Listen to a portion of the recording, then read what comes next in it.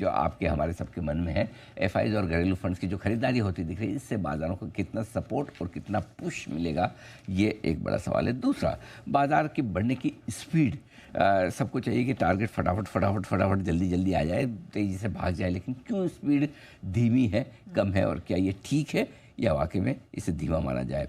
आज कौन से लेवल्स इंपॉर्टेंट हैं जिन पर आपको नज़र रखनी है, क्योंकि बाज़ार कभी भी बड़े मूव की तैयारी करे तो आप अलर्ट मोड पर होने चाहिए, तैयार होने चाहिए। और रेंज बाउंड मार्केट जो कि हमें बड़ा पसंद आता है, क्योंकि इसी मार्केट में मिड कैप और स्मॉल कैप शेयर दौड़ लगाते हैं। तो अब किन का नंबर है, अब कौन दौड़ेगा, राइट, ये बड़ा सवाल है। और आखिर में थोड़ा बहुत हम इज्जत देते हुए ट्रंप साहब को और अमेरिका के बाजारों को टच करेंगे, सिर्फ बस इतना सा। ठीक है, चलिए तो ग्लोबल मार्केट्स पे फोकस करेंगे, लेकिन सबसे पहले तो हमारे मार्केट के क्यूज और ट्रिगर्स देख लेते हैं। सर, एफआईएस तो लगातार कैश में तीसरे दिन खरीदारी कर चुके हैं, डीआईएस का भी सपोर्ट है, तो सपोर्ट है वाकई में? बिल्कुल है, इसमें कोई डाउट नहीं है। और छोटी सही लेकिन लगातार तीसरे दिन एफआईएस की तरफ से कैश मार्केट में खरीदारी का आंकड़ा आता दिखा है। 2300 करोड़ की खरीदारी की। 2300 करोड़ की खरीदारी छोटी भी नहीं, ठीक ठाक है ऐसा, ठीक है। लोकल फंड्स का आप देखोगे तो 1113 करोड़ की कल खरीदारी की है, लेकिन यहाँ आंकड़ा छोटा इंपॉर्टेंट नहीं है। यहाँ इंपॉर्टेंट ये है कि लगातार 16 दिन कैश मार्केट में घरेलू फंड्स की खरीदारी होती दिख रही है, वो बड़ी बात है। आप लगातार 16 दिन से, मतलब रोज आना है, रोज खरीदना है, रोज खरीद के जाना है, ये बड़ी चीज़ है। दोनों धीमे धीमे खरीदारी के मूड में आ रहे हैं। कल के सेशन में एक ही चीज़ है, जो आंकड़े कल कैश मार्केट में 2300 करोड़ की खरीदारी की है, लेकिन सामने 3400 करोड़ के आसपास की स्टॉक फ्यूचर्स में बिकवाली, उस पर भी हम आगे बात करेंगे, लेकिन दोनों धीमे धीमे खरीदारी करने के मूड में है। कल के आंकड़ों में एक चीज़ और इम्पोर्टेंट है, वो ये 2 बड़ी ब्लॉक डील थी, एक प्रीमियर एनर्जी की और दूसरी एयू स्मॉल फाइनेंस बैंक की।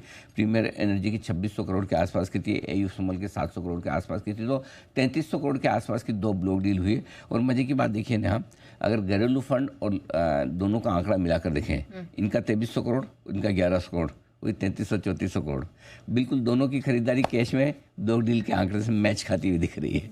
बिल्कुल तो वैसा है। तो लेकिन कुल मिला के है खरीदारी।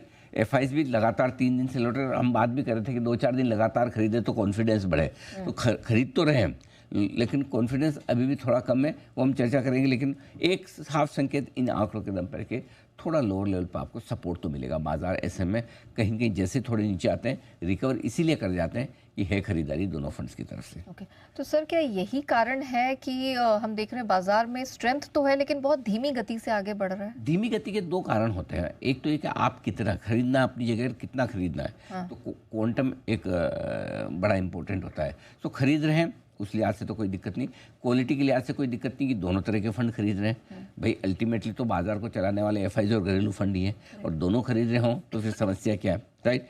और कल भी आप देखो तो कैश स्टॉक इंडेक्स फ्यूचर्स मिला के एफआई ने नेट 525 करोड़ की बिकवाली की। ऐसे आंकड़ा तीसरे दिन खरीदारी का दिख रहा है, लेकिन नेट बिकवाली का है, इसलिए आप ज़्यादा जोर से बढ़ नहीं पा रहे, ठीक है। लोकल फंड्स भी खरीद रहे हैं, लेकिन खरीदा 1000 करोड़ के आसपास का, जो छोटा है 1100 करोड़ का, तो थोड़ा सा स्लो डाउन हुआ है इनकी खरीदारी करने का। तो नेट जो नंबर्स आ रहे हैं दोनों के मिला के, वो थोड़े कम आ रहे हैं इस लेवल के आसपास, पहली चीज़।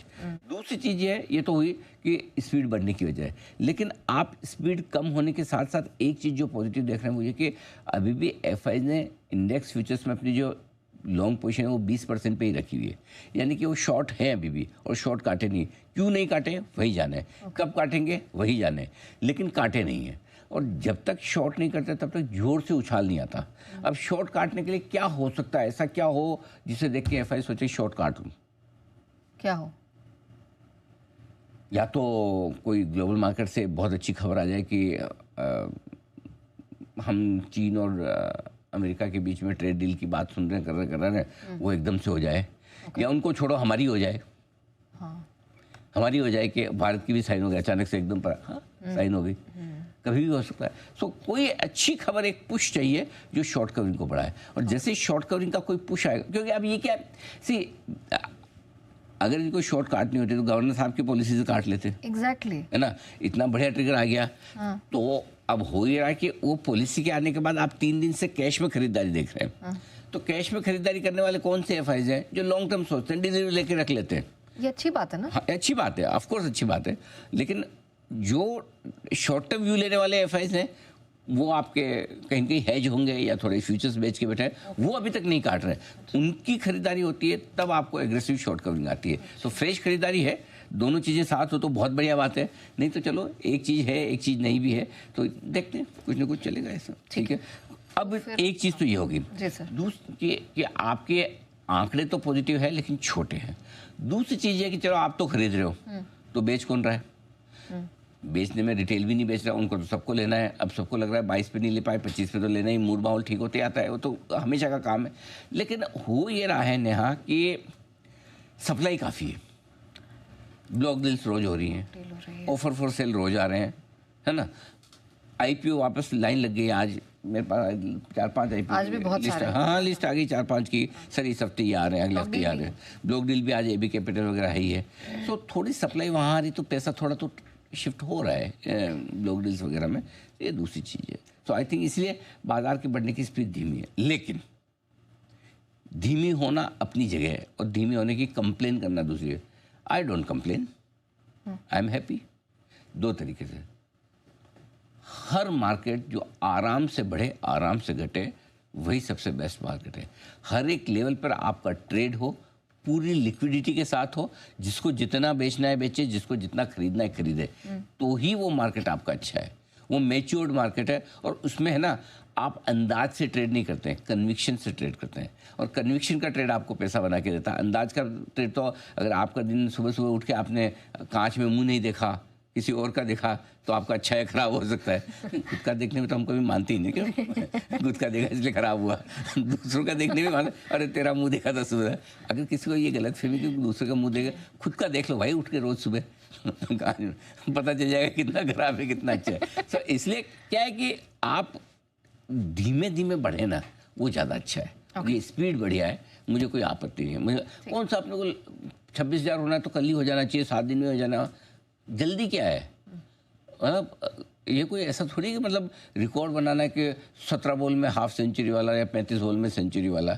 आराम से चलना तो बढ़िया है और ऐसे में सबको पार्टिसिपेशन करने का मौका मिलता है। और एक और चीज़ इसमें बहुत बढ़िया चीज़ यहाँ जो है ट्रेडर्स के लिए वो है कि जब रेंज बाउंड मार्केट और स्लो स्पीड वाला मार्केट हो रहा है ना, तो हर आदमी पोजीशन है ना लिमिट में करता है। अच्छा, जरूरत से ज़्यादा नहीं करता। नहीं तो क्या तेजी मारो, ले लो बढ़ जाएगा, अभी ज़्यादा ले लो जल्दी से बढ़ेगा। और जैसा आपको पता है लेने के बाद आपको रुकना पड़ेगा, सेकना पड़ेगा, ठहरना पड़ेगा, धीरे धीरे बढ़ेगा। हो सकता है लेने के बाद थोड़ा घट भी जाए फिर बढ़े, वो कन्विक्शन टेस्ट करता है। तब आपकी है ना ट्रेडिंग एक्टिविटी लिमिटेड रहती है, संयम में रहती है, ज़रूरत से ज़्यादा नहीं रहती। वो ऐसा मार्केट सिखाता है। तो ये बहुत बेस्ट मार्केट है, इसमें पैसा खोने के चांस कम है, बनने के चांस ज़्यादा है। कम बने वो इम्पोर्टेंट नहीं, बने वो इम्पोर्टेंट है। चाहना नहीं चाहिए, आना चाहिए। याद रहे लाइफ में एक और फॉर्मूला बताता हूँ जो आपको याद भी नहीं होगा, भले आपने सबसे पहले पढ़ा इसको। 1 is always greater than 0। Correct.